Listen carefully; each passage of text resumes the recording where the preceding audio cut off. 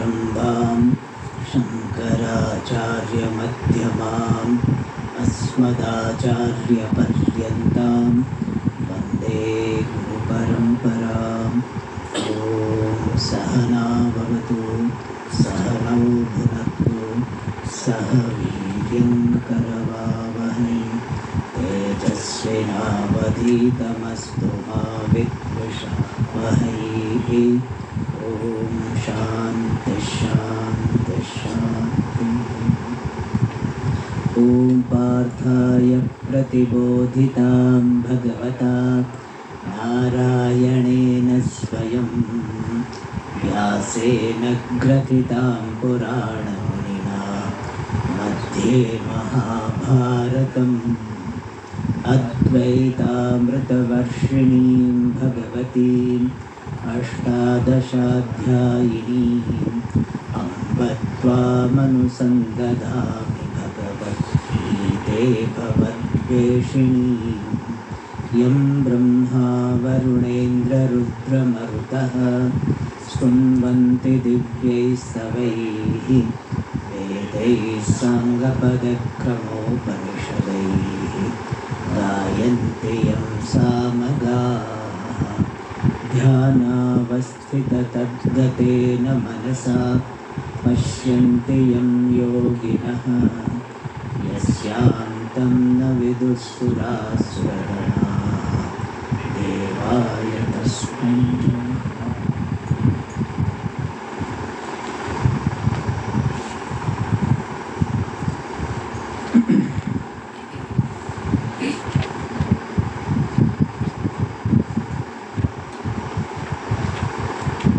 श्लोक नंबर 62। अथ द्वितीयोऽध्यायः। श्रीभगवानुवाच ध्यायतो विषयान् पुंसः सङ्गस्तेषूपजायते सङ्गात् सञ्जायते कामः कामात् क्रोधोऽभिजायते क्रोधात् भवति सम्मोहः सम्मोहात् स्मृतिविभ्रमः स्मृतिभ्रंशात् बुद्धिनाशः बुद्धिनाशात् प्रणश्यति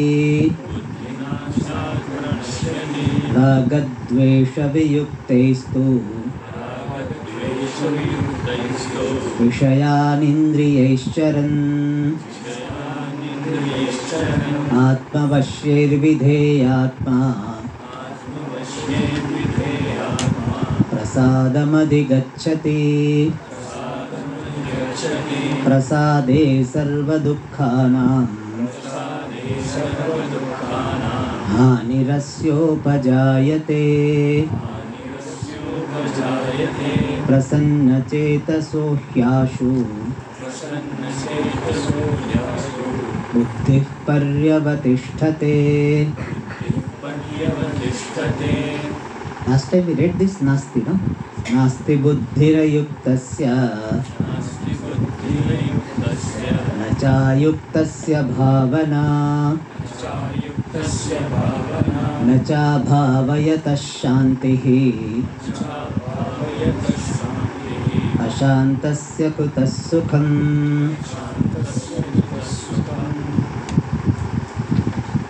So Bhagavan is talking about the sadhanas, the means required for the successful pursuit of nididhyasana. Nididhyasana means contemplation.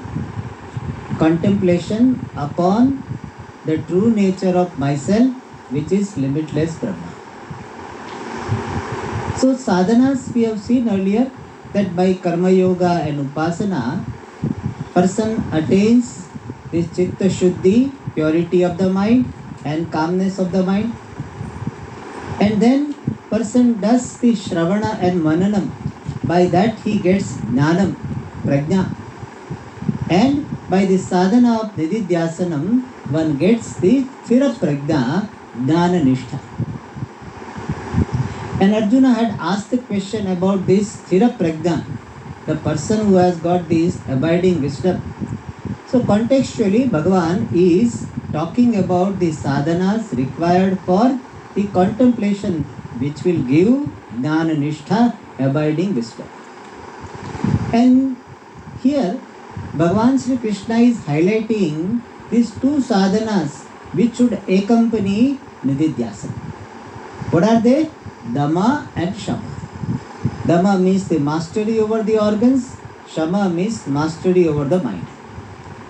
So 58 to 61 he talked about the importance of Dhamma, mastery over the organs.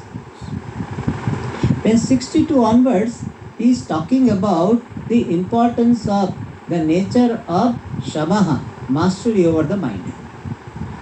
And what is the mastery over the mind? The mind is available to be engaged in the contemplation or any sadhana required. So mastery over these involuntary thoughts which generally distract the person from the pursuit, from the sadhanas. And that Shama, the mastery over the mind, how important it is, it was told by showing that if a person is not having Shama, how there will be a fall. Dhyayato Vishayan Pumsa, etc. And then positively it was presented. If the Shama is there, and with the help of the mastery over the mind, a person has established the mastery over the organs as well, then he will have prasadam.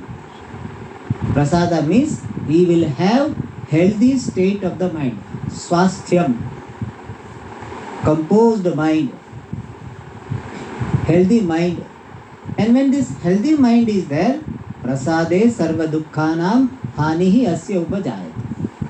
When there is a prasada, healthy, mature, calm state of the mind, then sarva dukkhanam hanihi, the cessation of all dukkha will take place for this person.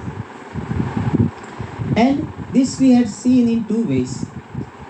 How all the dukkhas will go away for the person who has got Shamaha, mastery over the mind. One is in relative sense. If you have mastery over the mind, then dukkha will not come. Why? Dukkha is a mental state built up because of my cooperation. Means a particular thought comes. This person hurt me. This person is using hurting language. One thought came. He shouted at me, and I felt that he is shouting, it is not correct. One thought came. One thought itself doesn't cause so much dukkha. But what happens? There is a built-up.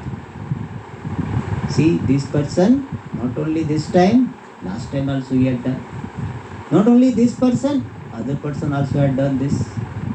My wife also does, or my husband also does. Even my children also shout at me. When I was small, my parents were shouting. Then after my spouse is shouting, now children are shouting. Whole life I am always subject to shouting. See, only one incident happened. But you get it built up. It's like, one small particular the wind will not harm. But when that wind is built up, it is supported by other wind force, then it is built up, it becomes a cyclone. So when the center of the cyclone is not having so much speed. But when it is built up and gets momentum, it can destroy so many buildings. So center of the cyclone is relatively calm, but it becomes very forceful. Similarly, when the single thought started, it doesn't create much problem. But what happens? It is built up, and therefore dukkha is there. So any dukkha you have in your life, any sorrow you have in your life is nothing but the result of this built up thoughts. Not a single thought. And Shama is what? Mastery over the mind is not allowing this unhealthy building up. Not allowing these unhealthy thoughts to get built up. That is called Shama. And if that is there, then you will be relatively free from dukkha. In other words, dukkha comes to you because of your cooperation only. Somebody said very nicely, nobody can disturb me without my permission. It's a very nice statement. Nobody can disturb me without my permission. You can try, see this truth of this sentence. Unless you give importance to the statement of the person or the situation, it will not disturb you. It will disturb only when you give importance. Suppose somebody shouted at you and other person tells he is like this. You know, the signal is that. Here also they do, no? In North India it is very popular. This means you understand. So moment you know that this person is like this, in Hindi बोलना आटा loose है उसका. So thread are gone. So then you will not be disturbed. You will not give importance to his or her words. Why? Because we know he is insane. But you give importance. When you give importance and you build up, then it causes sorrow. So any sorrow is the outcome of the building of involuntary thoughts, but you have somehow, knowingly, unknowingly, you have given some importance, some cooperation. And therefore when you have shamaha, when you have mastery over the ways of thinking, then you will be free from dukkha. So that is how sarva dukkhanam hani. Immature people become dukhi. In Mahabharata it is nicely said, Shokasthana sahasrani vayasthana shatani cha divase divase mudham avishanti na pandita. Avenues for sorrow, avenues for fear come to the person who is mudaha, deluded, not having disciplined mind. Panditam na agachanti. And therefore shamaha is there, then a person will be relatively free from. This is one way of saying sarva dukkhanam hani. Another one is a person who has got this shamaha, healthy state of the mind, that person will be capable of doing contemplation. Because of that he or she will attain dhyana nishtha, and because of dhyana nishtha he will be free from dukkha. Thus the ultimate freedom from dukkha comes to this person who has got mastery over the mind through contemplation. So shamaha paves the way for attaining complete freedom from dukkha. And based on that particular meaning, interpretation, because why this sarva dukkhanam hani for the person who has got prasada? Because prasanna chetasaha, a person who has got mastery over the mind, for that person alone buddhihi paryavatishthate. The jnanam will stay, jnanam will be established, will become steady, jnanam will become dhyana nishtha only for a person who has got shamaha, mastery over the mind. And how is it so? That is explained in the 66th sloka. Nasti buddhihi ayuktasya. Ayukta means a person who does not have shama and dhamma both, but here contextually shama. A person who does not have mastery over the mind, for that person buddhihi, shravana manana janya dhanam, the understanding born of shravana, listening to the teacher, mananam, reflection, deliberation, that dhanam itself will not come for the person who does not have shama. That is why in Tattva Bodha and all we say that sadhana chatushtaya sampanna person alone can get jnanam. So for jnanam you require shamaha. If you do not have mastery over the mind, even if you are here, you will not hear. Hearing will not take place. Your mind is somewhere else. Mind has already gone to dining hall. Somewhere. Or gone back home. And therefore, hearing will not take place. Even if hearing takes place, but mind will not be able to stay on the teaching. And therefore, jnanam itself will not happen. Because for jnanam also, one requires some minimum shravana. Some amount of shama is required. And nacha ayuktasya bhavana. Bhavana means contemplation. This very beautiful explanation given by bhavana. Atmajnana nivesha means this obsession with atmajnanam, as it were.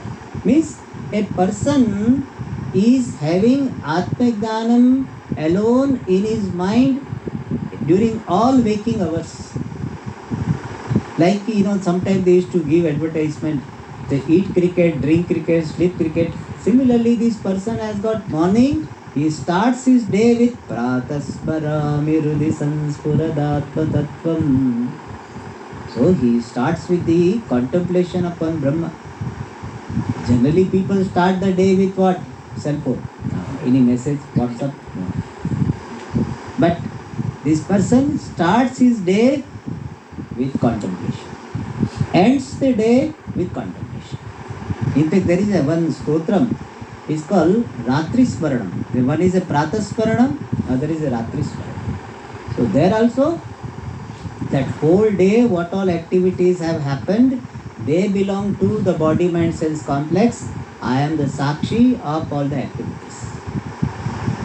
And in between the beginning and the end of the day, whenever and wherever opportunity, the mind goes with that. That is called bhavana. Keep repeating the atmajnanam in the mind. Otherwise called nididhyasanam. Otherwise called dhanabhyasa. What is dhanabhyasa? Tat chintanam, tat kathanam, anyonya tat prabodhanam, etadeka paratpam cha dhanabhyasam vidurbuddha. Tat chintanam, thinking about that. Tat kathanam, sharing, teaching to someone if somebody is ready. Anyonya tat prabodhanam, sharing with our co-students. Mind is committed to that alone. So that particular engagement of the mind constantly to the atmajnanam is called bhavana here. Contemplation. Keeping the mind busy with the thoughts of Atma, that is called bhavana here. Nididhyasana. But this nididhyasanam can happen successfully only for a person who has done Shravana and Mananam well. Some people they think, I Swamiji require only nididhyasanam. May not be so. By Shravanam and Mananam, one needs to get conviction. I am Brahma.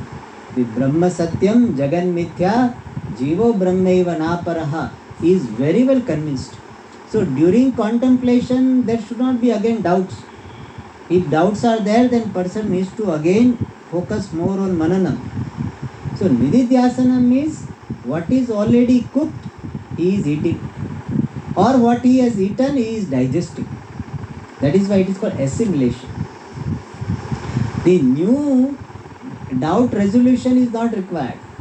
Person is very well convinced, and now that conviction is bringing back so that habitual error can be removed. And that is possible only for a person who has got shamaha.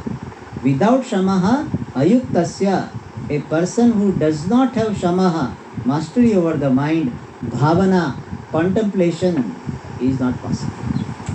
He may try, he may pretend that, see, I am Swamiji, morning 1 hour meditation, evening 1 hour meditation, I am doing, but he will be either sleepy or you will be wandering. In fact, meditation becomes a free time for planning future.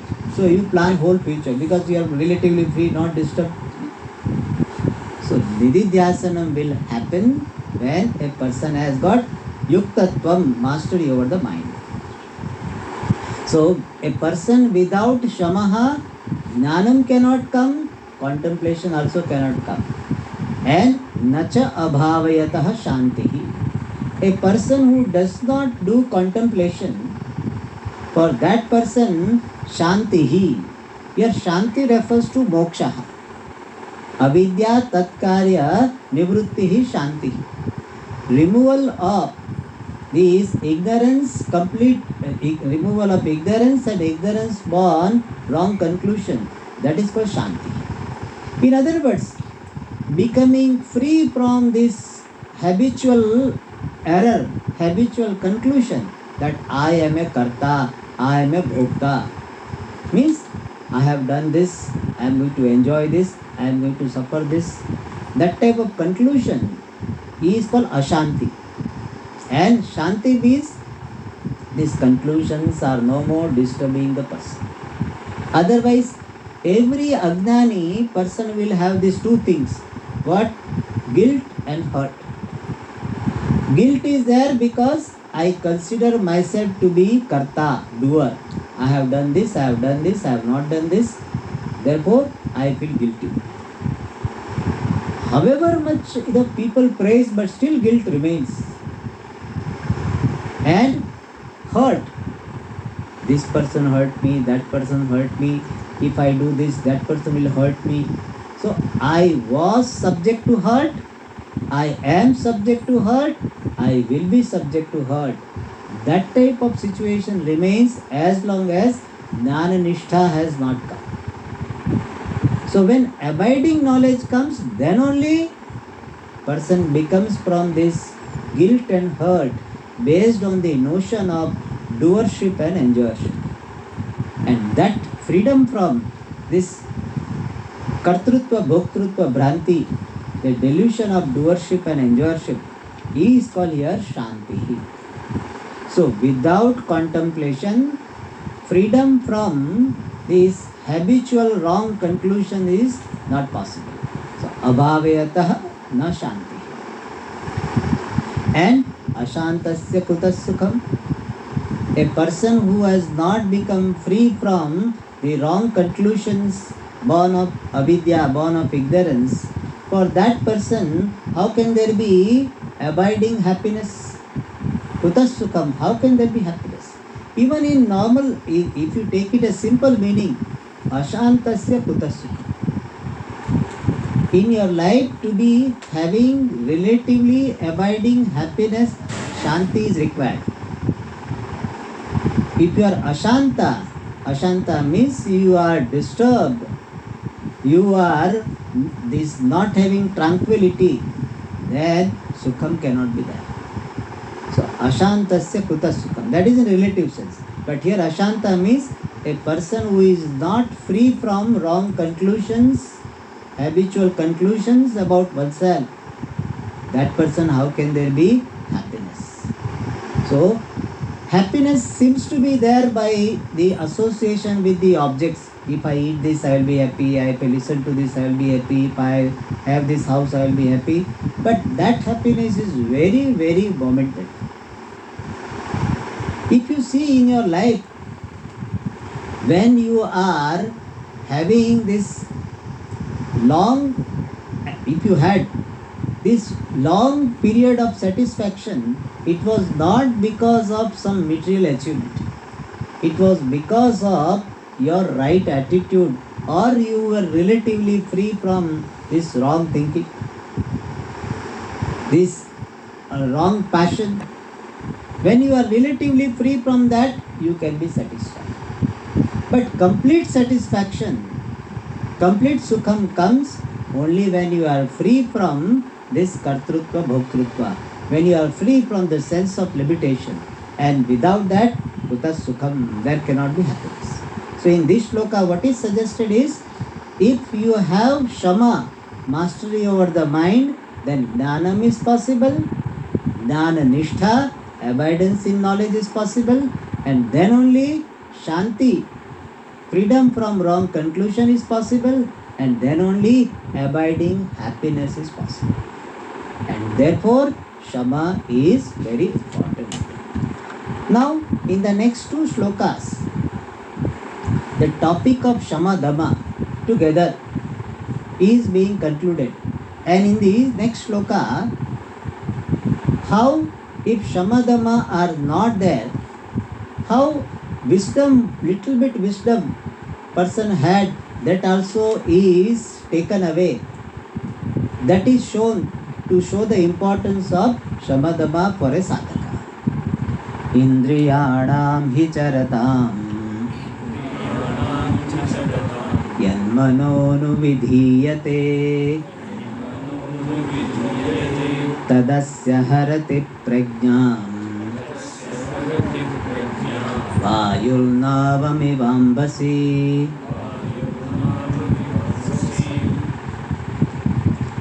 So in the previous shloka it was said that a person who does not have the Shama Ayukta, the Jnanam will not stay, Jnanam will not be there, Jnanam will not stay for that person.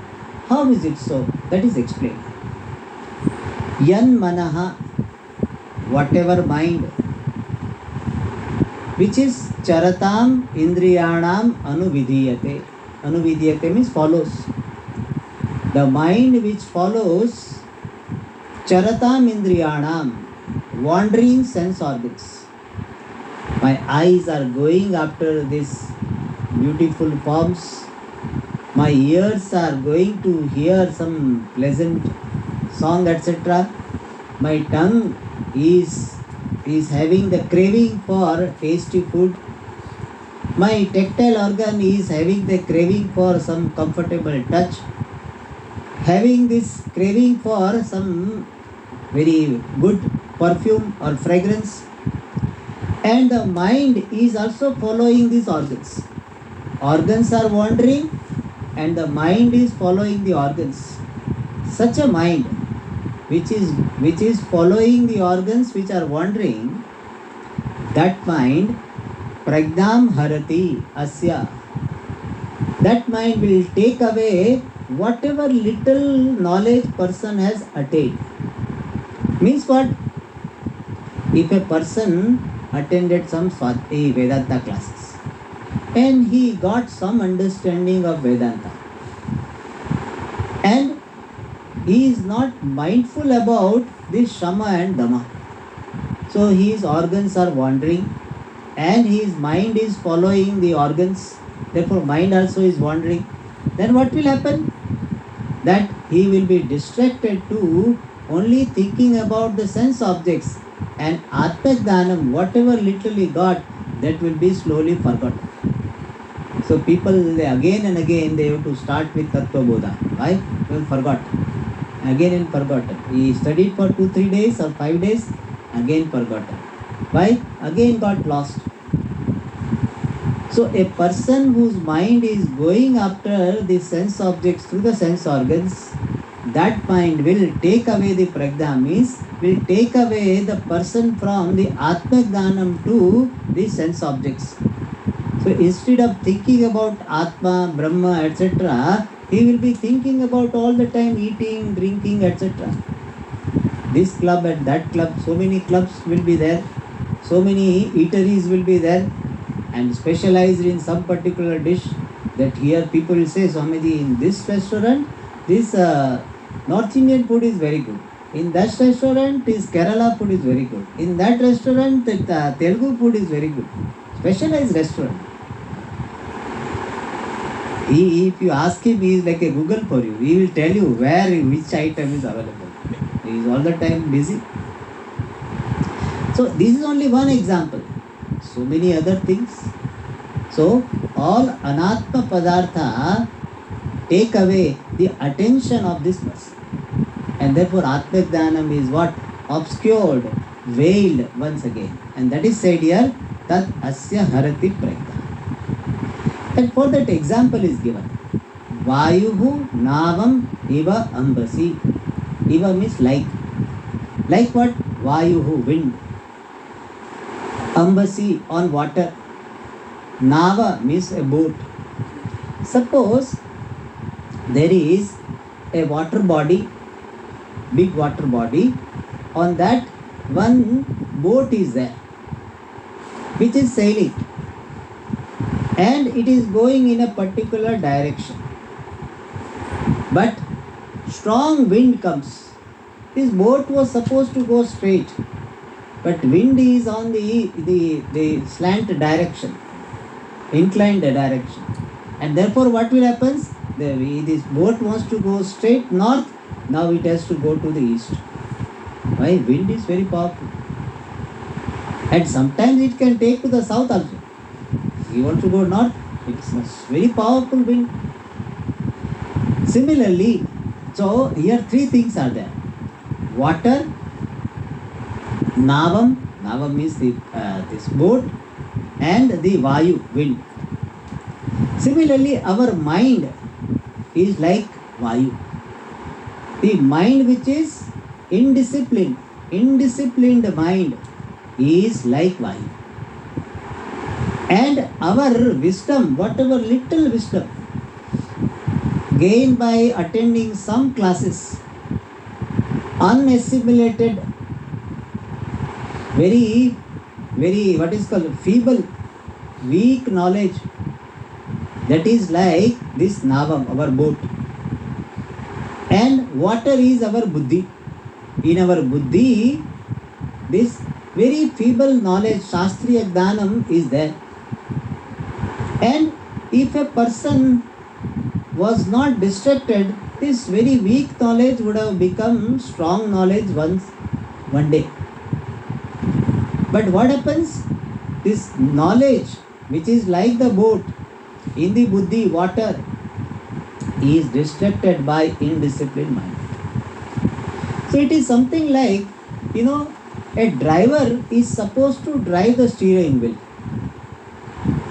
Or in this chariot, the driver is supposed to hold the rope, rein. It's called kadiwal, no? So he is supposed to hold that rein, supposed to hold that rope. Now imagine that rope and the horses are so powerful that driver is dragged by the horses and the rope. I have given the example. Sometimes the dog is very, very powerful. A lady is very thin. So if you ask her, what are you doing now? He says, I am taking my dog for a walk. But really speaking, what you will see? Dog is taking the lady for a walk. A dog, wherever it wants to go, she will has to go like this. This is what happens. So similarly, this our buddhi is supposed to be a driver. It should be sitting in the driving seat. Means this our life should be driven by our sense of appropriateness, sense of conducive to my moksha and non-conducive to moksha. Based on that viveka, my life should be driven. That is what my buddhi driver should do. But now the mind has become so powerful. Steering wheel is out of control. So when steering wheel or the horses are out of control, then what? It will go to the nearest ditch only. So similarly, our buddhi driver is overpowered, and whatever little knowledge buddhi had, that is robbed off, that is taken away by this mind. So what is happening? Just as the boat on the water was going in a particular direction, but now because of wind, it goes to some unintended direction where it didn't want to go. It goes there. Similarly, this mind, indisciplined mind, will take the buddhi to the object, to the thinking of the objects, which is not helpful, conducive for the pursuit of moksha. So it wanted to go to the moksha direction, and this mind, indisciplined mind, will take the buddhi to bondage direction. further samsara, strengthening the stronger samsara direction. And therefore, there is an importance of shama and tapa. Now, in the next shloka, Bhagavan is concluding the topic of shamadama, connecting it with the attainment of dana nishtha, saying that if you have shamadama in your life, then only dana nishtha is possible. And thus concluding the topic. Tasmad yasya mahabaho gruhitani sarvashah indriyani indriyarthebhyah tasya prajna pratisthita.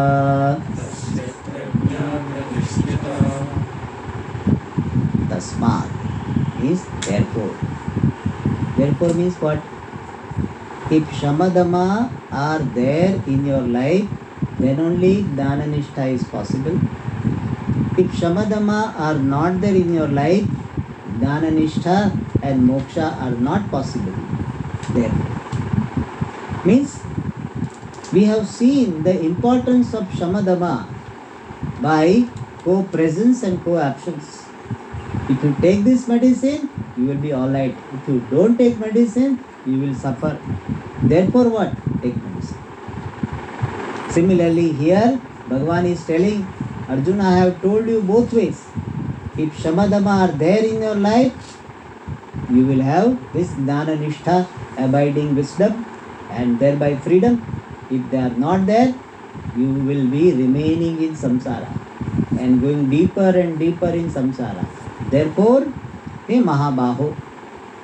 Mahabaho means the Arjuna who has got big arms, very huge, very strong arms.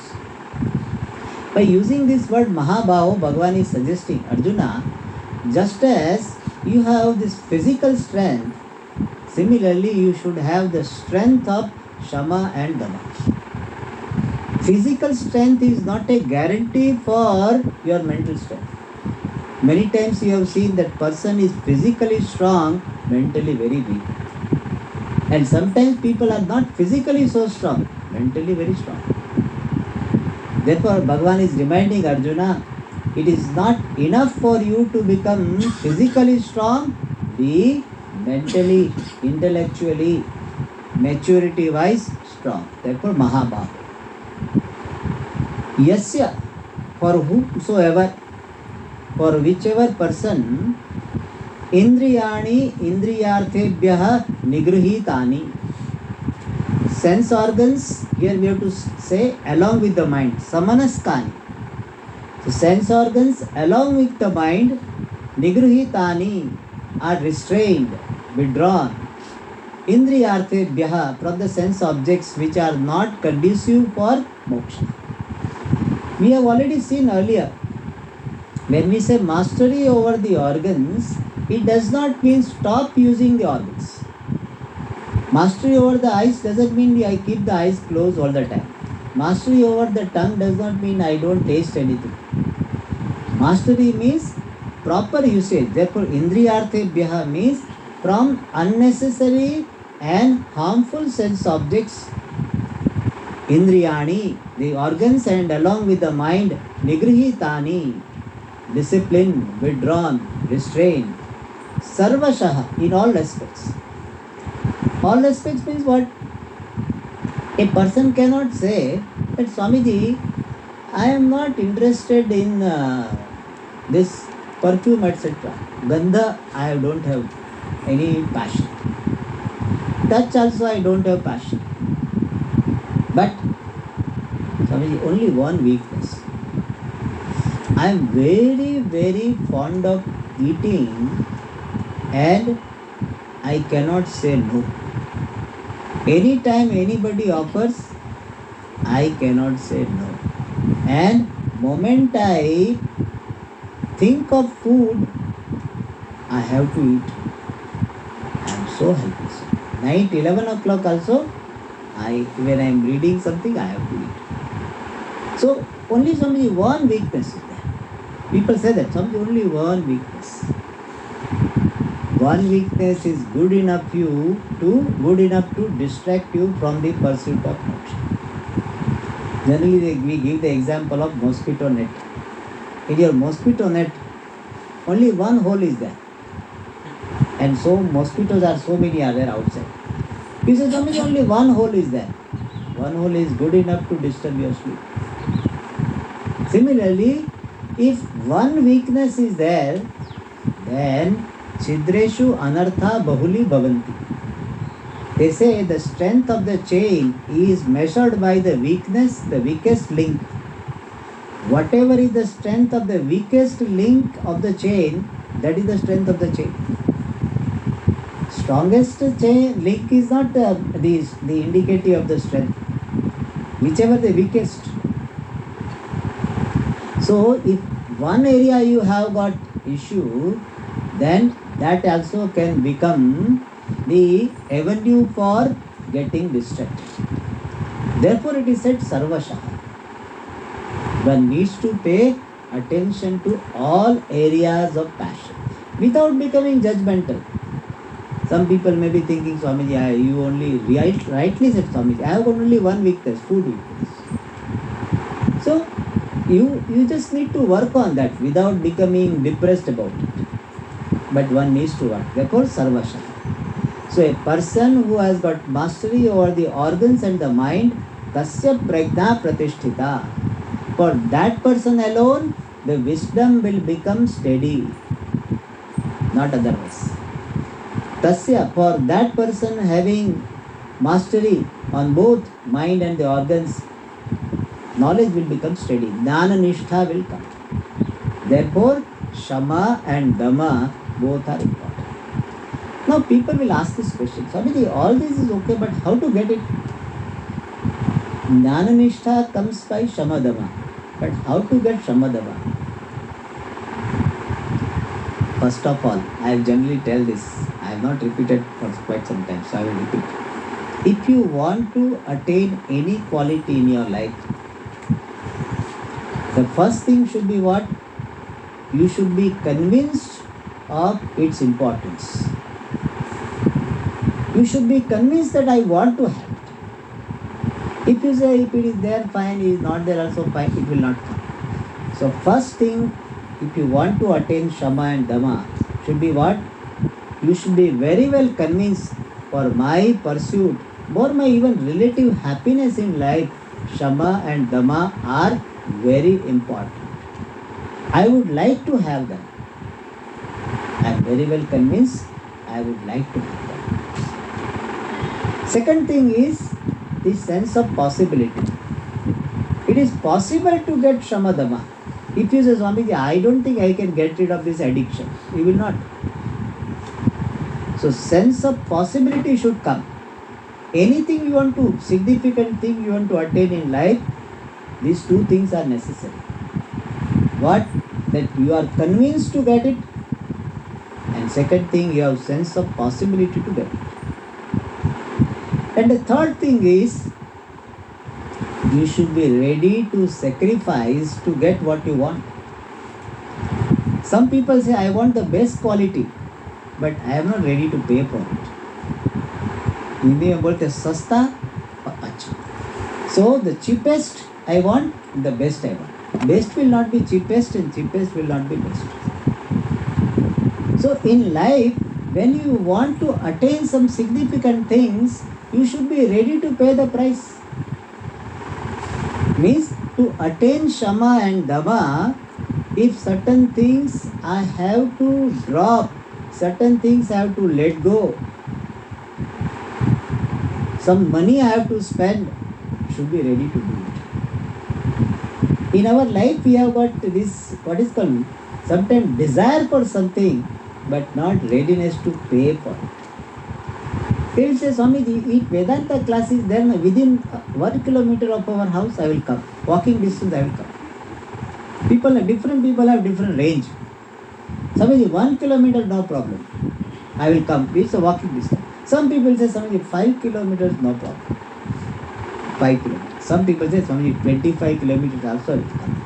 Some people say, why 25? Swamiji, call me where I should come. On the other side of the earth, if you call me, I am ready to come. That is value. So, when you have value, when the sense of significance, then you should have readiness to pay the price for it. In fact, your sense of value, the sense of significance is measured in terms of your value to sacrifice. People say, Swamiji, I like Vedanta so much. Vedanta alone is my life and all. But, Swamiji, this your ashram is very far off.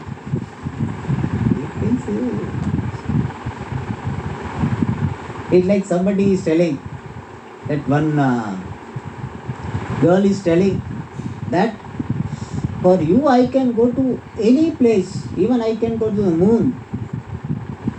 Then boy says, can you come to my house now? I have got some work. Oh, it is very hot, son. How can I come? So moon she is ready to go, but house 5 kilometers not ready to go. It's a lip service. So in life, if you really want to attain something, there should be readiness to sacrifice. Alright. So for Shama Dhamma, these three things: sense of significance, sense of possibility, readiness to sacrifice. And one more thing for Shama Dhamma is regular introspection. If you really want to have mastery over your mind and mastery over your organs, particular organ, introspection. Every day, at the end of the day, you see how many times there was a deviation from the mastery. And one more thing is auto-suggestion. Every day, in fact, I should have talked about auto-suggestion first. Every day you give suggestion. Today, I will have mastery over these organs, the operation of the organ. Auto-suggestion in the morning, introspection in the evening. And one more thing which will help us in Shama Dhamma is prayers to the Lord. Keep praying. Oh Lord, give me the mastery over the organs, mastery over the mind. One more thing important is good company. Shama Dhamma is highly influenced by the company you are keeping. You read so much about Shama Dhamma, you listen to the tape or the CD about Shama Dhamma, and the moment you come out and your friends are saying, okay, we are going for club and all, you say, no, I Shama Dhamma. What Shama Dhamma? They will take you. So 1 hour of Swamiji's shouting about Shama Dhamma is neutralized by 2 minutes of this pressure by your friends. Therefore, the company you keep is very important if you really want to develop Shama Dhamma. And one more principle is that you start with the gross violation. You start working on the gross violation of Shama Dhamma. Means, if you are having this problem with eating or something, you can say that now onwards I will eat 3 times, 4 times. And for every extra eating, I will pay 500 rupees to the temple. Some penalty clause should be there. Temple will get some income. Mastery. So, always start with something gross. Don't say, Swamiji, I want to full control over my mind. My mind should not think about this object. That will not work. Start with the gross. And in Shastra it is said very nicely, Vivek Chudamani, Yogasya prathamam dwaram vang nirodha.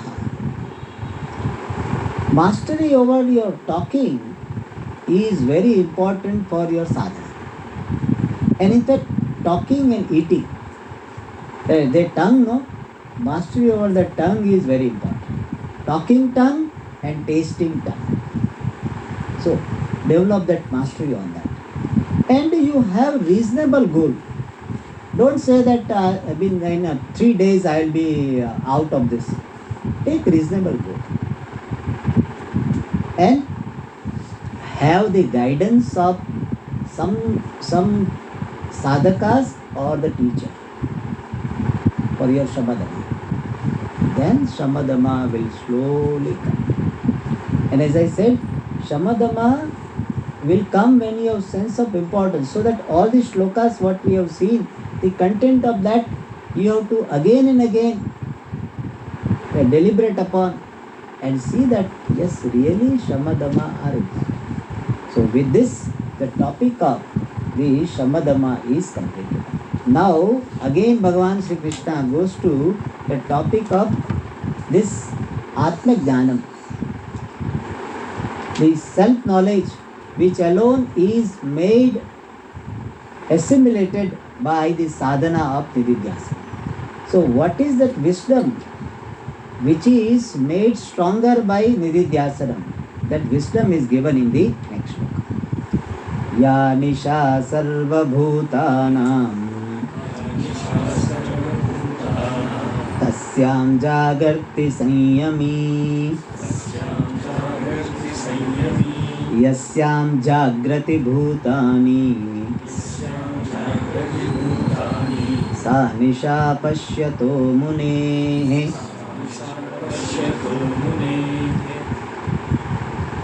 This is shloka is a very strange shloka, because if we read the translation, it will be Ya Nisha Sarva Bhutana, that which is a night for all living beings. Tasyam, during that night, Sanyami means a wise person who has mastery over the body, the sense organs and the mind. That wise person, Jagarti, is awake. Means when all are sleeping, he is awake. And Yasyam Jagrati Bhutani, the state in which all living beings are awake, Sa Nisha, that is night for Pashyato Munehe, this contemplative person who is seeing the truth, for a wise person. So what is the simple message? That when all are sleeping, wise person is awake. And when all are active, wise person is seeing it as night, means he is sleeping. From this many people get simple message. What? Early to bed and early to rise. That message that they get. What? When all are sleepy, all are having that night life, club party, etc. That time you sleep. And when all people are active, that time you sleep. When all are active, that time you sleep. And when all are sleeping, you remain awake. So early morning all are sleeping, that time you remain awake. And when all are active, night, that time you sleep. So that what happens? That you can do your sadhana. So you sleep early, so you get up early. When you get up early, then all are sleeping. And therefore what? You will get time for your sadhana. So this is how some people interpret this. That wise person is the one who sleeps early and gets up early. Or wise person is the one who sleeps during the day and remain awake during the night. So that type of message, in fact, some commentator is, I think some very popular person, he has interpreted like this. The Sthita Prajna is the one who sleeps early and who gets up early. What a thing! Such a great person you are talking. And you say that he sleeps early and gets up early. So it means that if some wise people, that they are remaining awake till late night and gets up little late, then he is not a wise person. And there are many people who sleep early. In fact, I know in Bangalore one person, he says, Swamiji, I cannot remain awake beyond 9. 9 o'clock he has to sleep. For years together. There are many people. In Rishikesh also we had one Swamiji. 9 o'clock means sleep. So he gets up at morning early 3 o'clock. Does it mean that by remaining awake early morning, you will become a wise person? No. In fact, all night duty people become wise person. Why? Because night they work, they are awake, and daytime they sleep. The wise people, all night duty people, all nocturnal, they call night bird. So all night birds will be what? Wise people. So that is not the message here, even though that seems to be the message. But even if you take that message also good. If you sleep early and get up early, it is good for your health.